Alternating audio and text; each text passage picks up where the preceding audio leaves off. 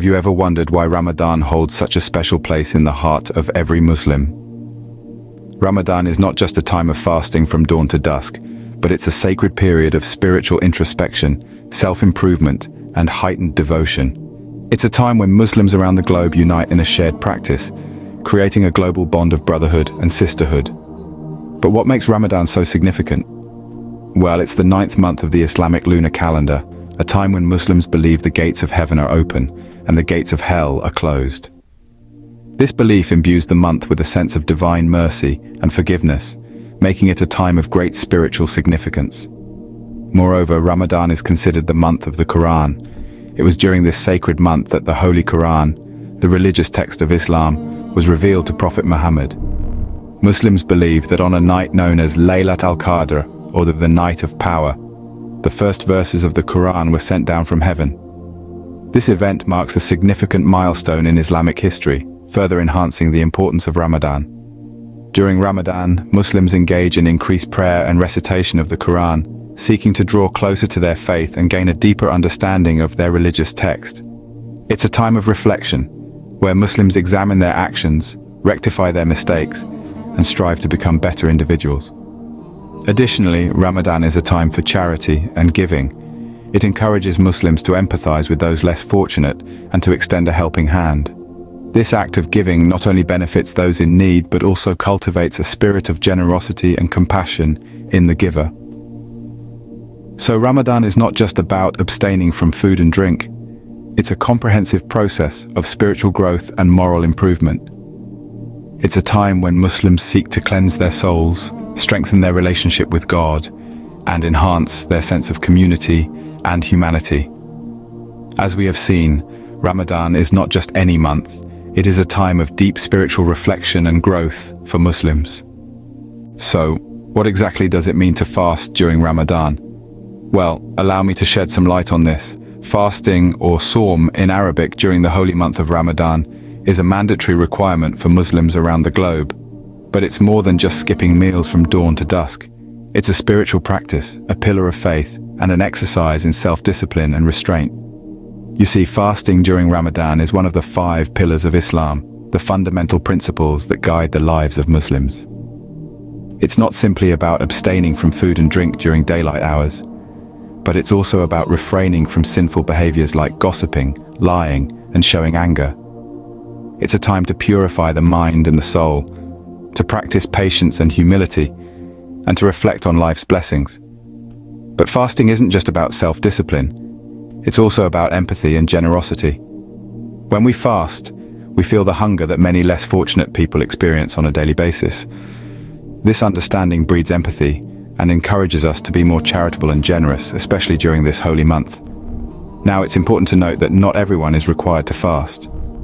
There are exemptions in place for those who are ill or traveling, as well as for pregnant, breastfeeding, or menstruating women. These individuals are not expected to fast, but they may choose to make up the fast at a later date, or provide a meal to a person in need as a form of compensation, depending on their circumstances. But remember, Ramadan isn't just about physical abstinence.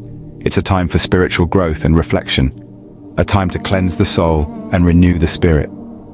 It's a time to give generously, to show kindness, and to seek forgiveness. And so, as we approach this sacred month, let's remember the true essence of fasting. It's not about deprivation, but about growth. It's not about hunger, but about awareness. It's not about sacrifice, but about love and kindness. Thus, fasting is not merely abstaining from food and drink, but a holistic spiritual practice that fosters discipline, empathy, and generosity. What role do suhoor and iftar play in the fasting period? These 2 meals, suhoor and iftar, are vital pillars of the fasting period during Ramadan. Today, we're diving deep into their significance and how they contribute to the overall experience of this holy month. Firstly, let's talk about suhoor, the pre-dawn meal. Consumed before Fajr, the first prayer of the day, suhoor is a crucial element of fasting. It's not just about filling your stomach, it's about smartly fueling your body to sustain throughout the day. Packed with proteins, complex carbohydrates, and hydration, this meal is designed to provide slow-release energy, keeping you nourished and energized during the fasting hours. Now let's turn to iftar, the meal to break the fast. As the sun sets and the Maghrib prayer is called, the day-long fast is broken with iftar. Traditionally, it begins with dates and water, following the Prophet Muhammad's example. This is not just a random tradition. Dates are rich in natural sugars, fiber, and essential minerals, providing an instant energy boost. The main meal often includes a balance of lean proteins, vegetables, and grains, replenishing the body's nutrients and maintaining overall health. But there's more to suhoor and iftar than just nutrition and physical strength. These meals are also about community and connection. Ramadan is a time when families, friends, and communities come together to break their fast. It's a time of togetherness, of sharing not just food, but also moments of joy, gratitude, and reflection. It's a time when the dining table brims with not just platters of delicious food, but also with love, compassion, and the spirit of giving. In essence, suhoor and iftar are not only about nourishment, but also about strengthening social bonds and fostering a sense of community. As we partake in these meals, let's remember their profound significance and the role they play in making Ramadan a truly enriching and rewarding experience. What makes the Night of Power so special during Ramadan? This is a question that many of us ask ourselves. The Night of Power, or Laylatul Qadr, as it's known in Arabic, holds a unique and profound place in the hearts of Muslims. It's a night that carries a weight of significance that's unmatched by any other. You see, Laylatul Qadr is believed to be the very night when the first verses of the Quran were revealed to the Prophet Muhammad. It's a commemoration of the moment when divine wisdom was ushered into our world, marking a pivotal point in Islamic history.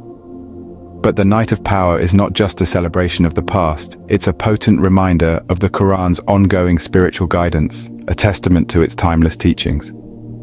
The Quran, after all, is more than just a book. It's a roadmap for life, a beacon of light that guides us through the ups and downs, the challenges and triumphs that we all encounter. And so, the Night of Power is a night of deep reverence and contemplation. It's a night when Muslims across the globe immerse themselves in prayer and reflection, seeking divine mercy and blessings. The rewards of prayer on this night are said to be immense, far surpassing those of ordinary nights. The deeds performed on this night are believed to be equivalent to those performed over 1,000 months. Imagine that. It's like a spiritual jackpot, a golden opportunity to earn rewards and blessings in abundance. But it's also a moment for self-reflection, an opportunity to assess our spiritual journey and realign ourselves with our divine purpose. As we approach the Night of Power, it's a time to intensify our worship, to delve deeper into the Quran, and to seek forgiveness with a sincere heart. It's a time to strive for spiritual growth, to cultivate compassion, and to spread love and harmony in our communities. The Night of Power, then, is a night of intense worship and reflection, marking a high point in the Ramadan experience. So, how should one prepare for the arrival of Ramadan? That's a question that many of us find ourselves asking as the holy month approaches. Preparation is key to fully benefit from the blessings of this sacred time, and there are several steps that can be taken to ensure you're ready.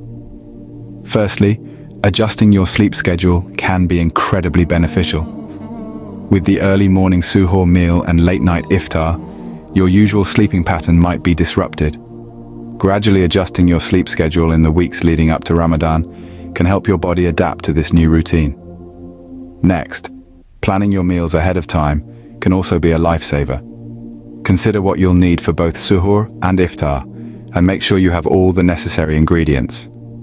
Opt for nutritious, balanced meals that will provide you with the energy you need throughout the day. Remember, it's not just about abstaining from food and drink, but also nourishing your body wisely when you do eat.